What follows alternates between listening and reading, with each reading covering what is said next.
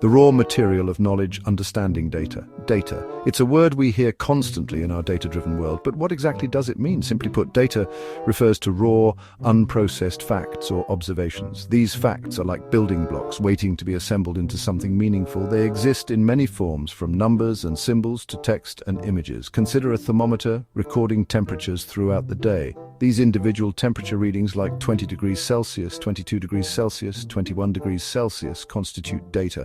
On their own, they might not tell us much. However, when collected systematically over time, they can reveal patterns and trends. Similarly, imagine a survey asking people about their favorite ice cream flavors. The individual responses, chocolate, vanilla, strawberry, are pieces of data.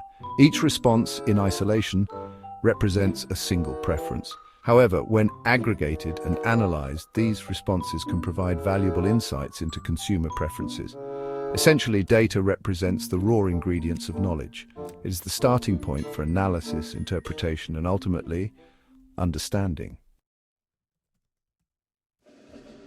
From data to insights, the power of processing.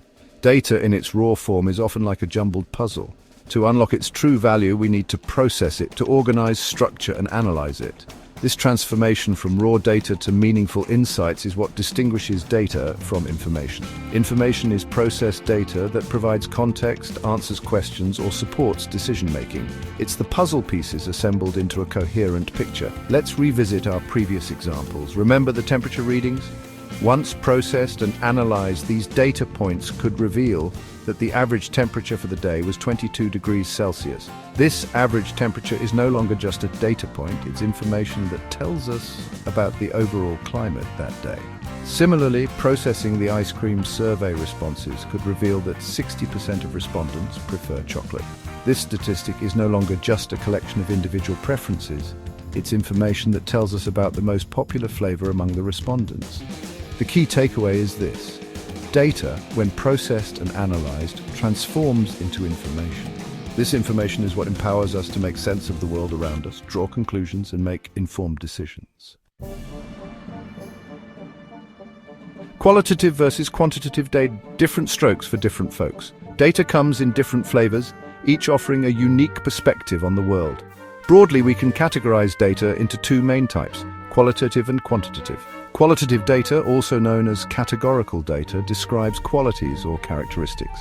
It's descriptive in nature, often captured through words, images, or sounds. Think of it as data that tells a story. For instance, asking people to describe their favorite holiday destination elicits qualitative data. Responses like peaceful beaches, bustling markets, or breathtaking mountains provide rich, descriptive insights. Quantitative data, on the other hand, deals with numbers. It's measurable and often used for statistical analysis. This type of data tells us how much or how many. Recording the number of visitors to a museum each day, tracking the average rainfall in a month, or measuring the height of students in a class are all examples of quantitative data collection. Understanding the distinction between qualitative and quantitative data is crucial. It allows us to choose the appropriate methods for data collection, analysis, and interpretation. Primary and secondary data, tracing the source. When talking about data, it's important to consider its origin. This leads us to the distinction between primary and secondary data. Primary data is information collected firsthand for a specific purpose. It's like gathering fresh ingredients for a unique recipe, conducting a survey to understand customer satisfaction, running an experiment to test a hypothesis, or conducting interviews to gather opinions are all examples of primary data collection.